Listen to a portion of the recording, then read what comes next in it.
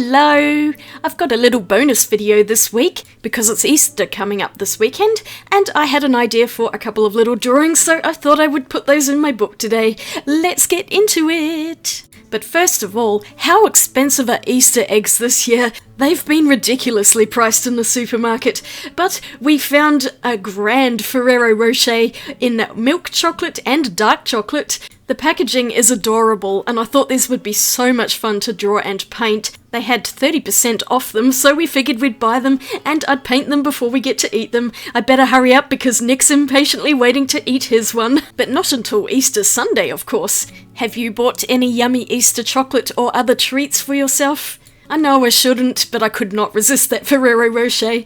I'm not going to eat it all in one sitting, there's no way. But getting back to the book, I realised that my kitty artwork had leaked through the page a bit and I didn't want to start with a messy page, so I decided to flip over another one, and then I had something stuck on there which would not come off, so that's not going to work either. And so I flipped over to another page spread, and you can see that my book is starting to get really chaotic with the order in which I'm putting these artworks.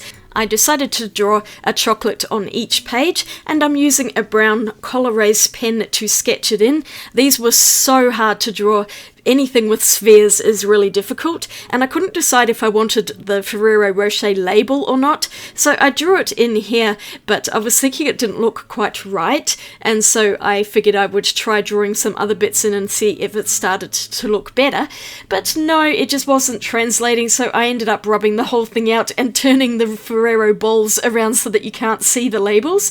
This drawing was not very good, but on the right hand side I got a second chance to draw it again, because aside from the colours being different, they otherwise look exactly the same. And how hard is it to draw two identical objects side by side? I can never get them to look the same. I realise it's quite hard to see this sketch because the Colorase pencil is quite light.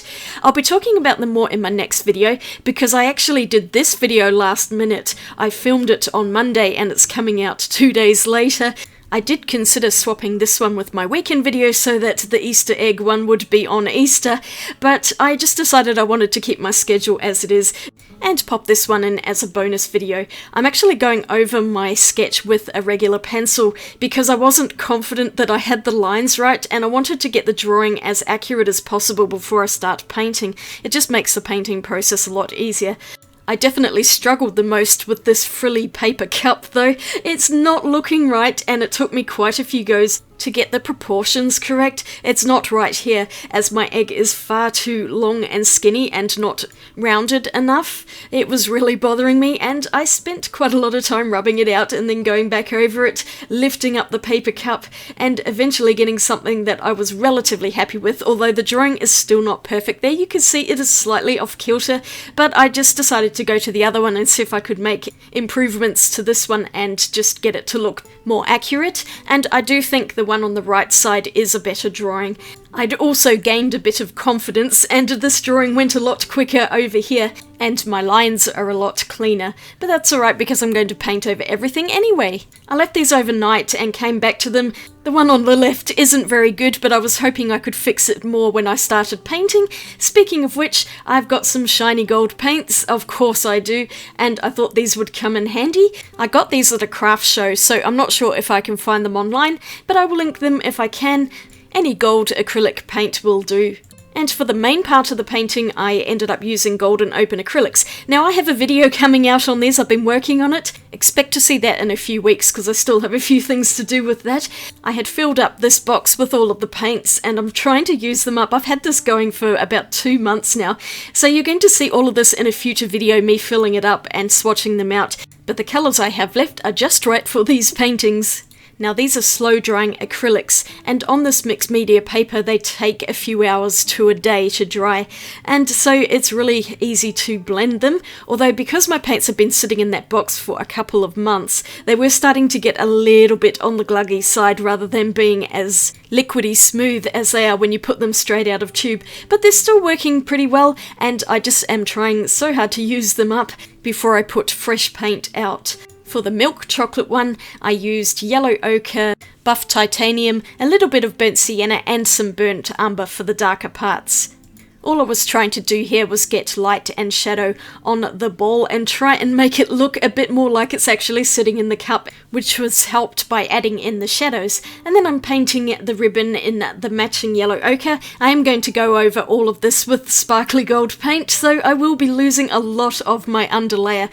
But I do find that sparkly paint tends to be quite transparent as well, so it's nice to have the colour underneath and then that shows through, and then you have the nice sheen over the top later on. So let me know in the comments, do you celebrate Easter? And do you get public holidays? We do in Australia, both Good Friday and Easter Monday, so it becomes a 4-day long weekend. It's really good. And this year it's Easter for everyone, so Anglican and Catholic, but also Greek Easter falls at the same time. Usually Orthodox Easter is at a different time to the rest of them, and oh gosh, it gets so confusing. But I think we've decided we're just going to have a quiet one this year. I really don't want to deal with big family gatherings and too much food. I'm planning to cook up something for Sunday lunch, of course, and just chill out and do as little as possible. I've also been working on quite a lot of projects which I'm making videos for. It's hard to know which one to put out first. That giant Holbein watercolour palette that I bought, the ceramic one, has opened a big rabbit hole that I have fallen into. I have actually filled it, and I'm really excited to show you all of that, but it is taking me time to work on it, so it's probably going to be quite a few more weeks before I get those Holbein related ones out. But I have plenty of other stuff in the meantime, and hopefully lots of variety to keep you interested. And myself too, of course, because I get bored easily if I do the same thing all of the time. I've moved on to the right hand side of the page because I wanted to get all of the paint on before I start going in with the shinies, and then it just gives me a better idea as to what they're going to look like. This, of course, is the dark chocolate one, and I used quite a lot of black along with burnt umber and a tiny bit of burnt sienna as well, just to add a few little red highlights here and there. The colour palette for both of these chocolates is pretty much brown and gold.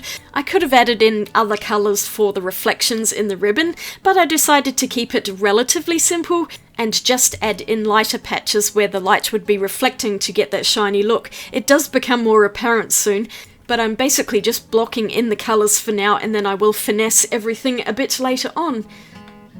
These frilly paper cups always give me grief. I've tried painting cupcakes before and had just as much trouble. It's just the angle of them I can never get quite right. I hate them so much.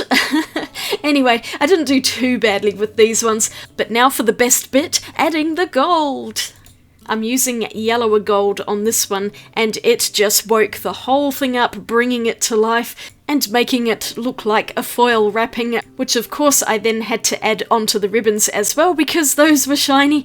You're going to see that pretty much everything gets covered in this shiny paint. I couldn't help myself, it's so pretty, and I was using mostly yellow gold but also one of the pale yellow golds over the top to give more of a light, and then I had this darker bronzy gold colour which I'm adding in for the shadows. So basically light, medium and dark coloured golds, and it worked really well for the lighter of the two Ferrero Rochers.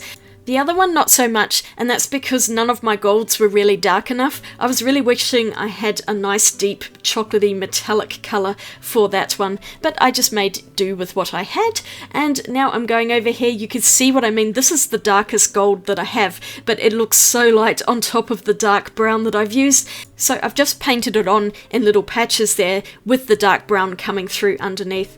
I painted in the ribbon with the dark gold as well, so it was kind of matching the egg part a bit too much, but once I added on some pale and yellow golds, that really did lift it quite a bit, and it was starting to come together nicely here. And I think the ribbon bows worked out really well on both pictures. I think the right is a bit better though. And now I'm doing these silly little cupcakes with some more shiny dark gold. And then I had pulled out a gold pen, which seemed to work okay when I started, but it went really dull and some of my paint wasn't fully dry, so I actually managed to clog this pen up quite badly on the second picture. And even though this pen is shiny metallic, it is nowhere near as sparkly shiny as the paints are, so it just didn't look right, and I just didn't like the colour either. I tried to clean that nib, but it wasn't working, so I left it. And I'm just going to fix it all up with the gold paint using the lighter gold over the top of my gold pen. It actually worked out pretty well, and it's just blended everything in together nicely. I think the paper cups are looking a lot better with the gold paint. Even though I was trying to avoid putting it on the entire picture, I did put a bit there and then realised that it was going to mask the shadow, so I am going to fix that up later. But I'm just finishing the other cupcake up. No, it's not a cupcake, it's a chocolate ball, which we're having as our Easter eggs. We have bought some little Easter eggs as well, you know, the mini ones that come in a bag, but we wanted to have something a little bit special, and I don't recall ever seeing the jumbo-sized Ferrero Rochers, so it's something different to try. I bet they're really rich though. But here are my two paintings. They are so super shiny and I really love them, especially this one over here. It started off not very good, but I really love the end result. That paint just rescued the entire thing and it's just lovely and shiny. I like the dark chocolate one too, but I just wish I had a much darker shiny paint because this one is a bit too bright. Never mind, I think it still looks quite good, and together they just are a lovely pair of chocolates.